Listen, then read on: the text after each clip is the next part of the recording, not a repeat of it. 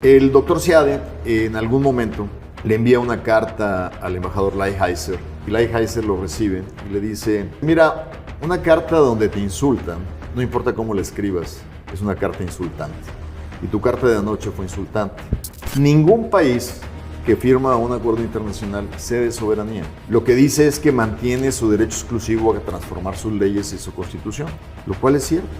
Pero también el tratado dice que si haces esos cambios y cambias las reglas del juego anteriores a las cuales habías invitado a todos a invertir, tú tienes que ser responsable y pagar los daños que estás ocasionando o recibir las sanciones que se te van a imponer. Yo sabía que ellos tenían que estar de acuerdo con lo que se firmaba, porque si no, no hubiera tenido posibilidad de vida, porque era una mayoría ya electa en el Senado de Morena. Y si no estaban de acuerdo, pues simplemente lo hubieran rechazado en el voto del Senado. A mí lo que me sorprende es que quien administra el tratado es la Secretaría de Economía.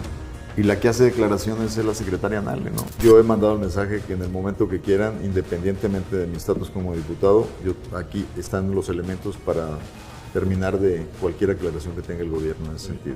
Alguien me mandó decir cuando subí a tribuna con la reforma eléctrica que qué necesidad de subir ahí cuando ya sabíamos que no iba a pasar, que para qué. Digo, soy el único testigo de los 500 que sabía que está comprometido en el acuerdo. Y el haberme quedado sentado en silencio, ese sí me daría un juicio en la historia. Amigos de Código Magenta, este día pues tenemos el privilegio de tener en esta mesa nada más y nada menos que a Ildefonso Guajardo, quien fuera secretario de Economía durante el sexenio de Enrique Peña Nieto, pero lo más importante en estos momentos que se debate toda esta situación de las controversias del Tratado de Libre Comercio en materia de energía, pues el personaje que de una manera muy frontal, muy correcta, logró sacar adelante la renegociación del ahora llamado TEMEC, el Tratado México-Estados Unidos-Canadá, que lo hizo pues en el cierre del sexenio peñista, pero ya de la mano del equipo del presidente electo Andrés Manuel López Obrador, concretamente el entonces representante para todas estas cuestiones, que era Jesús Seade, quien de una u otra forma pues fue quien también aceptó y rubricó con todas las aceptaciones lo que se había negociado ahí, claro, siempre al frente de esto Ildefonso Guajardo. Pues Ildefonso, gracias por estar aquí en Código Magenta y entrando en materia. El presidente ha entrado en una dinámica que para muchos nos es muy desconcertante, porque es un choque ya frontal, directo, contra ya no los inversionistas norteamericanos que metieron 30 y tantos mil millones de dólares a los proyectos de la reforma energética aprobada en el sexenio de Peña, sino que ya se va directamente y abiertamente contra el gobierno de los Estados Unidos y reta abiertamente, incluso de manera grosera, poco diplomática, con esa canción de Chicoche de uy, qué miedo, mira cómo estoy temblando, el asunto de la famosa controversia que se tendrá que litigar por los cauces tradicionales. ¿Qué nos dices de todo esto? ¿Cuál es tu impresión como hombre de la primerísima fila de esta negociación?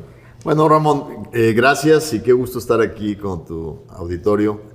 Y decirte que desde el momento en que vino la elección de julio del 18, para nosotros era clarísimo que si había un cambio fundamental en la ideología del gobierno, en la orientación, teníamos que hacer el mayor esfuerzo de ser inclusivos para que uno de los instrumentos que ha sido fundamental para el desarrollo de México prevaleciera. Si tú analizas de todas las reformas y todas las políticas públicas del sexenio anterior al de Andrés Manuel López Obrador, la única que está prevaleciendo, porque se hizo de una manera pues conjunta, es la integración económica internacional y específicamente nuestra integración a América del Norte. El presidente día con día en muchas mañaneras dice que ha sido un gran instrumento, que es un motor de desarrollo, que genera empleos. Para nosotros era fundamental que el grupo de transición se incorporara en la parte final de la negociación. En este caso, Seade se incorporó en julio. Estuvo con nosotros todo julio hasta llegar al cierre bilateral que hicimos el 27 de agosto con los norteamericanos. Para cuando el doctor Seade llega, teníamos un avance muy importante, pero quedaban las famosas píldoras tóxicas de Trump. Poison pills. Poison pills. El de, por ejemplo, la muerte súbita a los 5 años, el de que el sector agrícola tenía que tener frenos más allá de lo que te permite la OMC en materia de exportación temporal, el tema de que un auto debiera ser hecho 50% en Estados Unidos, y lo íbamos transitando. Pero bueno, el doctor se incorpora y sabíamos que había un tema muy sensible para la nueva administración que se iba a incorporar a México a finales del 18, y es el tema de la energía. El doctor Seade, en algún momento, le envía una carta al embajador Lighthizer para decirle, mira, para mi presidente es muy importante quitar todos los condicionantes en materia de energía. Yo te ofrezco pues, acomodarnos en otras cosas, pero en energía saca todo, ¿no? Lighthizer, que es un tipo con mucha experiencia, cita al día siguiente a las 8 de la mañana, pero no solo al doctor Seade, sino que quería testigos de esa reunión. Entonces va Kushner, va Videgaray y voy yo a esa reunión. Llegó el doctor Seade, siempre muy sonriente, y Lighthizer lo recibe y le dice, a ver Jesús, me mandaste una carta ayer, ¿verdad? Sí, mira, es una carta para intentar esto. Y le dice, mira, una carta donde te insultan, no importa cómo la escribas, es una carta insultante. Y tu carta de anoche fue insultante, porque me estás diciendo que quieres darle a tu principal socio comercial un trato de socio de segunda, porque hoy, con Europa, acabas de negociar las condiciones de acceso al mercado mexicano, mucho mejor que la que me estás ofreciendo de regresar al NAFTA de hace 20 años y excluir totalmente las energías. Y fue muy incómoda esa reunión. Y al final empieza un impasse al cual hace referencia el presidente, de alrededor de 7-10 días, donde en el gobierno en transición es evidente que hay dos grupos.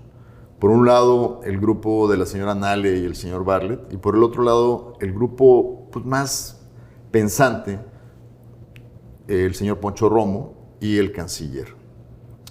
Y sin duda Seade no durmió casi 10 días en ese proceso, porque estaba en medio de esa balanza, iba y venía de México.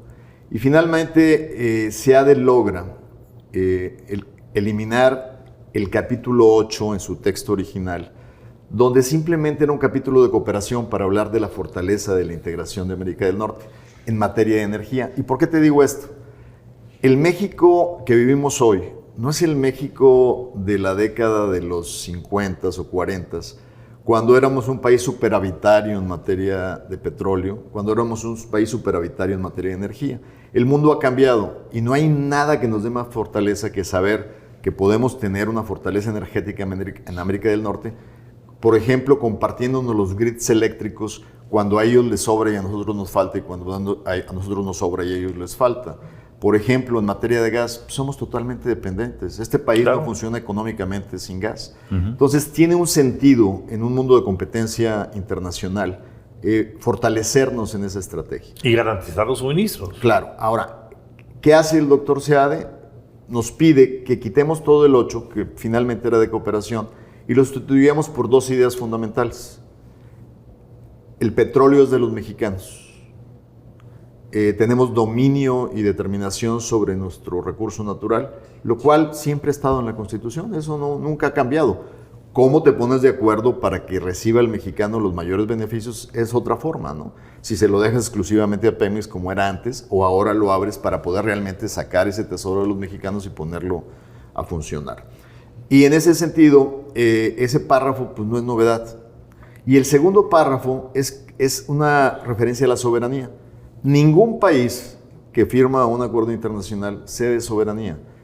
Lo que dice es que mantiene su derecho exclusivo a transformar sus leyes y su constitución, lo cual es cierto. Pero también el tratado dice que si haces esos cambios y perjudicas y cambias las reglas del juego anteriores a las cuales habías invitado a todos a invertir, tú tienes que ser responsable y pagar los daños que estás ocasionando o recibir las sanciones que se te van a imponer. Entonces, eso deja muy claro, y hay un video que por ahí está, cuando el 27 de agosto el doctor Seade nos acompañó en la Embajada de México en Washington a dar una conferencia de prensa, y él dice literalmente, en público y en privado el señor presidente ha dicho que no piensa cambiar la Constitución ni el marco energético del país. Y además si tú analizas lo que dice, pues prácticamente está diciendo que hubo cambios de forma, pero eso no quiere decir que transversalmente los compromisos que regulan sobre el petróleo y la energía no estén en el capítulo de inversiones, en el capítulo de empresas del Estado, en el capítulo de comercio transfronterizo, en el capítulo de servicios. Y que son los que puntualiza en su carta la embajadora Katherine Tai. A ver, Ildefonso, estamos hablando de que lo que hoy se debate es algo que en su momento gente del equipo de transición del presidente López Obrador y el propio López Obrador, por supuesto, como jefe de todo el grupo, aceptaron y en tal contexto se firmó por tu parte. El acuerdo se firma, efectivamente, como tú sabes, el último día de la administración anterior, el 30 de noviembre en Buenos Aires, en el contexto del G20. Así es. Pero lo más importante, Ramón, es que yo sabía que ellos tenían que estar de acuerdo con lo que se firmaba, porque si no, no hubiera tenido posibilidad de vida, Claro. porque era una mayoría ya electa en el Senado de Morena. Sí. Y si no estaban de acuerdo, pues simplemente lo hubieran rechazado en el voto del Senado. Y lo más importante, este acuerdo ha transitado los primeros 4 años Así es. de la actual administración.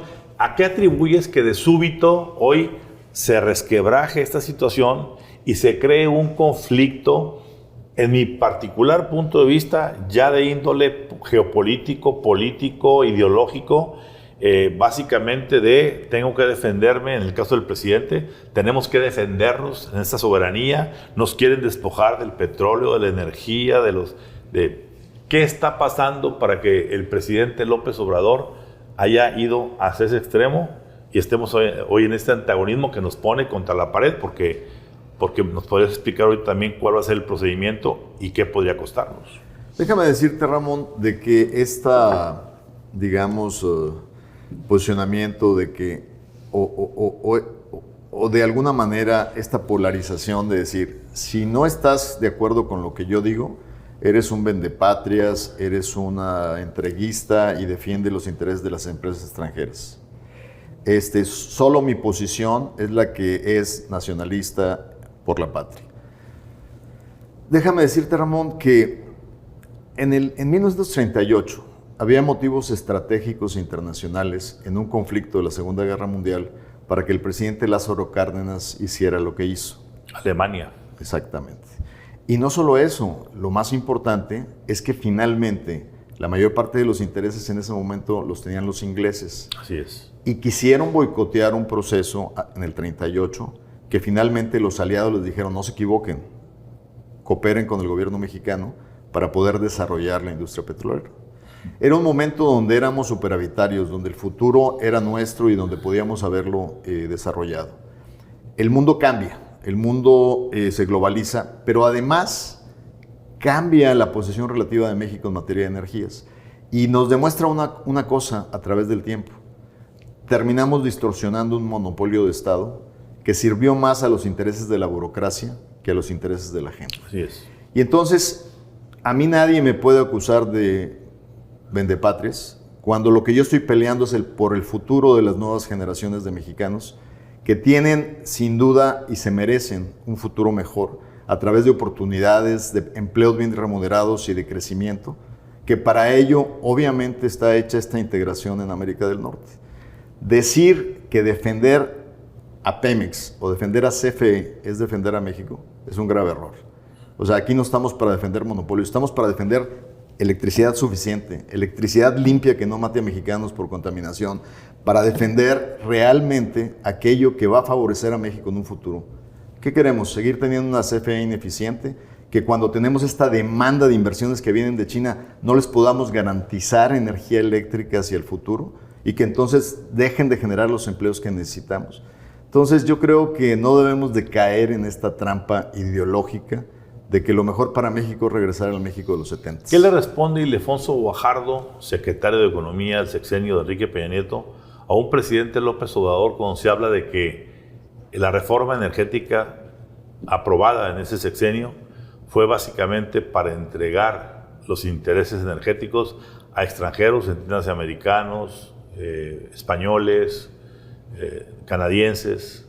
¿Cuál es la respuesta que hace a eso? Lo más importante es que la reforma simplemente se abre a inversiones tanto de mexicanos como de extranjeros. Pero aquí lo que se necesita es un Estado regulador fuerte, que cuando tú vas a licitar un pozo petrolero, quien gane en forma transparente y legal sea el que le regrese en contenido de petróleo más al pueblo mexicano. El petróleo está sepultado y eso no beneficia a los mexicanos. Y cuesta sacarlo. Y hay que sacarlo. Y no tenemos suficientes recursos para sacarlo. Entonces tú haces una licitación y la empresa sea mexicana, sea inglesa, sea la inversión no tiene color. Quien le entregue el mayor porcentaje del barril de regreso a los mexicanos es el que se la debe de llevar. Claro, ¿por qué se va a llevar un pedacito del barril? Pues porque hizo toda la inversión y sobre todo el riesgo de la exploración. De otra manera no nos sirve a los mexicanos el petróleo sepultado. Así es. Pero te la pongo todavía más difícil. La energía eléctrica, el famoso capítulo 8 que están tanto discutiendo, no habla de energía eléctrica. Y la energía eléctrica no es un recurso no renovable. Esa la generas con inversión. Claro. Entonces, ¿qué daño nos hace que haya, aparte de CFE, que haya muchos que generen para el futuro de los mexicanos? No nos hacen ningún daño. O sea, no se está acabando un recurso no renovable de los mexicanos. Así es. Entre más produzcamos, más eólica, más solar, o sea, mejor nos va desde el punto de vista del futuro. O sea, ¿por qué tenemos que darle a CFE la exclusividad de seguir produciendo electricidad con energías fósiles a costos altos, sin competir con generadores privados? Finalmente, hacia el futuro, esa tanta famosa diferenciación de que por qué las grandes empresas pagan menos de lo que paga una familia, pues nuestro objetivo debería ser que también las pequeñas familias tengan acceso a esa electricidad barata y no al revés. Exactamente. ¿No? Exactamente. Entonces, en ese sentido, Ramón, despertemos, no caigamos en juegos ideológicos que este país superó hace más de 40 años. A ver, el equipo que está en torno al presidente en materia energética, entiéndase la Secretaría de Energía, Rocío Nale, entiéndase Manuel Bartlett, director de CFE, pues obviamente son las dos cuñas que aprietan y que aprietan fuerte, y la mayoría tenemos la impresión de que aprietan desde una supina ignorancia o desde juegos de poder, que como bien dices ahorita en el caso de CFE, pues empeñada en producir con combustóleo y con gas, en lugar de buscar las alternativas limpias. Y bueno, lo más importante, que es el gran debate, mantener el control de todo lo que signifique la generación, distribución y todo es decir, te invito a la mesa, pero te ato las manos y lo que puedas comer casi con el platito sin meter mano, a ver si puedes. Eso pues no, nadie lo va a permitir. ¿Cuál es la dinámica que viene para que la gente entienda a partir de hoy qué significa en tiempos todas estas famosas mesas de negociación donde se trata de conciliar el asunto? Porque, hombre, obviamente el presidente está hablando de que él va a fijar la postura definitiva el 16 de septiembre, que para mí algunos en extremo han dicho, del desfile militar, no, cuidado. Yo, mi assessment es, lo voy a hacer en el Día de la Independencia porque esto es una afrenta contra la soberanía y la independencia de México, y se está poniendo el presidente en esa bandera. Curiosamente, yo lo he dicho, después de que fue el famoso encuentro en Washington, algo fuerte debió pasar en Washington para que el presidente regresara tan cilindriado para hacer ahora un embate tan directo y tan frontal, llegando a decir en la mañanera del día de hoy, por ejemplo, ¿verdad?, que abiertamente Estados Unidos ya incluso es el saboteador del Tren Maya, y ya Estados Unidos se va a convertir en el villano de todas las cuestiones. Lo mismo que hizo su tiempo Luis Echeverría en el sexenio fatídico de la Guayabera. Entonces, ¿qué pasa ahorita en los tiempos? Porque el presidente dice 16 de septiembre, pero para entonces ya hubo antes tiempos que se agotan. Claro. ¿Qué sigue? Primero, me gustaría, Ramón, que tu público tome nota de que esta solicitud de consultas no es precisamente una negociación. La negociación ya está plasmada en blanco y negro. Lo que vas a hacer es decir, estos son mis argumentos porque tú estás incumpliendo con lo que ya negociamos. Claro. Y el México se va a tratar de defender a decir no, porque yo dije en el 8, pero la verdad es que si analizas bien la carta de Catherine Tite, pues no les da para mucho. Pero es bien importante que también tu público entienda que estamos en un proceso de consultas para un panel Estado-Estado, que es una ruta mucho más seria que todo lo que se había generado en todo este año, donde muchas empresas tienen el derecho de demandar al gobierno porque le cambiaron las reglas del juego en paneles inversionista-Estado, o sea, privado-Estado mexicano. ¿Por qué es importante ver esa diferencia? Porque el gobierno ya lleva mucho en la ruta, con todas estas reuniones de Salazar en Palacio, llevando ahí a su rebaño de 30 a 40 empresarios, porque el gobierno ya estaba empezando a acomodar con dulces aquellos intereses que se sentían afectados. Si te das cuenta, un solo inversionista no ha iniciado formalmente ya un proceso inversionista-Estado. ¿Por qué no lo han iniciado? Porque están temerosos de, como ya tienen activos en riesgo, tengan represalias del gobierno. Entonces prefieren sentarse a la mesa a ver qué castañas rescatan de la lumbre, como pasó con TransCanada y Manuel Bartlett, que le regalamos 5 años más de concesión. A los mexicanos nos salió más caro el caldo que las albóndigas. O sea, una cosa es que le compenses sus activos en riesgo y otra cosa es que salves la competitividad de la economía mexicana. En el interés de los mexicanos no están esas reuniones de Palacio donde están dispuestos a agarrar Hacienda y empezarles a dar concesiones y satisfacciones a cada uno para que se tranquilicen en lo individual. El problema de este panel arbitral es que no es el inversionista, es el gobierno norteamericano y el gobierno canadiense que están llevando al gobierno mexicano a un panel arbitral. Entonces tienen 30 días para establecer las consultas. ¿30 días a partir de cuándo? Del día que llegó la carta, que fue el 20 de julio. Fue el 20 de julio. Del 20 de julio al 20 de agosto tienes que haber establecido la mesa. Y luego, del 20 de julio, tienes 75 días para que esas conversaciones lleguen a conclusión. Eso te lleva a mediados de octubre. Si no hay un acuerdo, como en otros tipos de paneles ha habido, como en el caso laboral, entonces ya los países que están demandando tienen el derecho de pedirte que se arranque ya el panel arbitral. Se seleccionan los panelistas del roster de 30 que ya fueron seleccionados originalmente. Ya fue previamente desde que se firmó, se dijeron, ahí está. El primer acto que tuvimos después de que entró en operación es la selección. Hay panelistas mexicanos, canadienses, de otros países para poder garantizar la neutralidad del panel. Y luego el panel ya constituido tiene hasta 180 días para emitir su resolución, que son 6 meses. Entonces te llevaría aproximadamente hasta abril del próximo año. Y una vez emitida la resolución, el Estado demandado puede tomar acciones para remediar de lo que se le está acusando y evitar la sanción. Pero si en esos 45 días no toma acción, en automático los países demandantes, Estados Unidos y Canadá, van a seleccionar los bienes que quieran para imponer aranceles a exportaciones mexicanas. Un ejemplo de lo que podría pasar, podrías ponerlo en bienes, servicios. Sí. Haz de cuenta, dependiendo, el panel arbitral va a estimar el tamaño del daño. Está entre, algunos han dicho 10 mil millones, Salazar ha hablado de 30 mil millones, estará en ese rango. Una vez que los paneles definen el nivel del daño, entonces hasta ese monto, los canadienses de sus exportaciones pueden imponer a ese conjunto aranceles. Da para meter todo el tomate, 2 mil millones de dólares de exportaciones, da para meter todo el aguacate, da para meter algo muy sensible como es la caña de azúcar, o sea, ponerle aranceles a la caña de azúcar.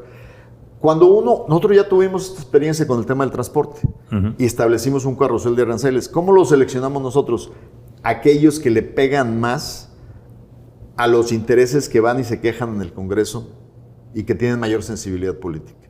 Entonces, si yo soy quien va a seleccionar a qué exportaciones mexicanas los voy a dañar, pues me voy contra aquellas que tienen mayor impacto socialmente hablando, para generar presión y que el contrario se siente, o que el país que está demandado se siente a negociar los términos de una solución, como nos ocurrió a nosotros, que finalmente se sentaron a negociar. A ver, tenemos ahorita varios paneles, ¿no? Creo que estamos ahorita, el panel automotriz, por ejemplo, ahí. A ver, ¿qué está pasando con esos paneles en este momento? Justamente siguieron ya todo este proceso y el panel automotriz. ¿Y esos paneles son? México demandando a Estados Unidos. México demandando a Estados Unidos, es al revés. Es al revés. Okay. Y también es un panel y ahí Estado. Estados Unidos no se quejó. También es un panel Estado-Estado. Se fue directamente, Estados Unidos ni levantó queja, simplemente se acotó a las condiciones firmadas y punto. No, en ese caso, el panel está en proceso. Sí, por eso, pero no hubo... Digamos, no hubo ruido de parte del gobierno americano para decir, qué barbaridad, están violentando la soberanía automotriz de los Estados Unidos y nos quieren quitar la industria. Exacto. A pesar de los sindicatos tan poderosos que tiene la industria automotriz en Estados Unidos. Claro, pero la industria los sindicatos se están moviendo por la vía de las violaciones a derechos laborales. Así es. Y ahí están logrando todo lo que quieren, porque ni siquiera... ¿Por qué? Pues porque el gobierno mexicano inmediatamente hace remedios de la acusación. O sea, le dicen... O sea, ahí sí hay negociaciones antes de que llegue cualquier pleito. Exactamente. Le dicen, hay que reponer la forma que se nombró el sindicato de tal empresa, hay que reponer el convenio colectivo, y entonces, pues ahí creo que la Secretaría del Trabajo es muy eficiente y no deja que las cosas lleguen en la paneles. Pero en este otro caso, a mí lo que me sorprende es que quien administra el tratado es la Secretaría de Economía. Y la que hace declaraciones es la secretaria Nale, ¿no? De que la política pública en materia de energía no viola el acuerdo. Pues yo creo que aquí, por bienestar de todos... Por principio, debe ser la secretaria de Economía la que lleve todo. A ver, tú, con tu experiencia, con lo que viviste en estas negociaciones, con los andares de los 6 años de todavía el Tratado de Libre Comercio, ¿qué percibes que va a ser el destino de esta controversia? Mira, yo creo que por las manifestaciones del presidente no va a haber acuerdo en las consultas. Nos vamos a ir al panel. En el panel vamos a seguir tratando de hacer las argumentaciones. Vamos a perder el panel. Y vamos a tener los 45 días para hacer ajustes. No vamos a hacer los ajustes y vamos a llegar a represalias comerciales. ¿Crees que más allá de las represalias comerciales pueda significarse un punto no nada más de fractura, sino de quiebre para el TEMEC esta situación? Mira... Es decir, que México eventualmente, o el presidente eventualmente pueda decir, ¿saben qué? No me está gustando esto, vamos a romper con el TEMEC. Aquí la diferencia es que yo tengo una visión sobre lo económico y sobre la relación de integración, que lo que ha sido la historia de América del Norte. Tú tienes una visión de la geopolítica, pues probablemente con información más importante que la que yo pueda manejar en términos de la geopolítica. Si yo lo concluyera exclusivamente con mis herramientas, te diría que el presidente, por principio, se va a dejar llegar hasta el final y va a pechugar la represalia y punto. Pero si esto que estamos observando en materia comercial es parte de una estrategia del presidente para blindarse de una serie de cosas que se nos pueden venir en temas de crimen organizado, en temas de tráfico, en temas de corrupción de la 4T, si esos elementos se están construyendo en otra línea de acción, entonces el posicionamiento del gobierno va a ser comprensivo. Y entonces, nacionalismo en el comercio, nacionalismo en seguridad nacional, nacionalismo en todos los frentes. Entonces, el comercio va a ser arrastrado por una estrategia nacionalista. Bueno, sería muy, muy lamentable porque estaríamos entonces reviviendo los tiempos. Ahorita yo creo que el presidente está construyendo una narrativa de decirle a los mexicanos, como en la época ya de las grandes intervenciones, ¿verdad? Viene Maximiliano, nos quieren aquí tomar... Y como Juárez tenemos que defender a la patria, aunque tengamos que agarrar el carruaje y andar por todo el territorio instalando la capital donde esté el carruaje, o como niño héroe envolverse la bandera y lanzarse por el castillo de Chapultepec, que nada murió por la patria. Pero en la realidad no hay forma de sustraerse a lo que está firmado. Y lo que está firmado ya no es... que no me salgan con que la ley es la ley, porque aquí lo puede decir en México para leyes mexicanas, porque aquí todo el mundo está azorrillado, por así decirlo. Sistema judicial, sistema legislativo, el empresarial ni se diga, pero en el territorio de la globalidad, pues la ley es la ley, y la ley se aplica, so pena de que venga el quiebre. Entonces ahí esa es la parte peligrosa, porque no estamos viendo exactamente los móviles reales que existen detrás de la intención presidencial de aventarse, como diríamos en el slang mexicano, un tiro de este tamaño. Sí. De hecho, yo concluiría que hay mucha gente preocupada que el 16 de septiembre el presidente pueda anunciar su salida del tratado. Sería muy absurdo, ¿no? Yo tampoco creo. Yo no lo creo porque no tiene necesidad. El peor escenario es que apechuguen el trancazo de sanciones arancelarias que va a afectar el empleo de muchos mexicanos, pero te queda el 80% de las exportaciones libres de arancel. Entonces, ir al extremo de visualizar eso sería ilógico totalmente. Una última pregunta, Ildefonso, ya de materia más personal. A pesar de tu buena voluntad que se dio en el momento de la transición del TEMEC, de todo lo que se hizo con Jesús Seade, con el equipo de transición y demás. Y del reconocimiento que el propio presidente hizo de nuestro equipo. Así es, exactamente, lo hizo públicamente. Ambos presidentes, sí, tanto el de México como el de Estados Unidos. Sin embargo, hemos visto a lo largo de los 4 años que en 2 o 3 ocasiones han querido involucrar tu nombre en situaciones que no pasan ni a mayores porque no tienen cuestión de... Pero sí pretenden arrimarle al hombre como para que en situaciones como esta no haya ruidos, no haya... Eres un personaje central en esto y a ti se va a recurrir eventualmente para pues, preguntar ciertas cosas y demás. ¿No temes que esta situación tuya de esta defensa del Estado de Derecho del TEMEC se pueda convertir en una situación política para tu persona? Mira, te diría con mucha transparencia, una de las cosas que soy muy afortunado es que cuando se dio el incidente original que tú haces referencia, cuando tienes la solidez moral sobre quién eres y quién has sido, sientes el respaldo institucional de organismos, sientes el respaldo de tus amigos, sientes cómo te saluda la gente en la calle y por lo tanto mientras no te peguen en tu estructura moral, estas cosas sin duda sí son riesgos, pero son riesgos que yo creo que hay que asumirlos y sobre todo visualizarlos, ¿no? O sea, yo tengo, como tú sabes, pues, todos los elementos para contestar perfectamente estas cosas que a todas luces se hicieron pues, de una manera intentando sorprender. Pero yo he mandado el mensaje que en el momento que quieran, independientemente de mi estatus como diputado, aquí están los elementos para terminar de cualquier aclaración que tenga el gobierno en ese sentido. Entonces, o sea, yo tendría que hacer lo que tengo que hacer. Alguien me mandó decir cuando subí a tribuna con la reforma eléctrica que qué necesidad de subir ahí cuando ya sabíamos que no iba a pasar, que para qué.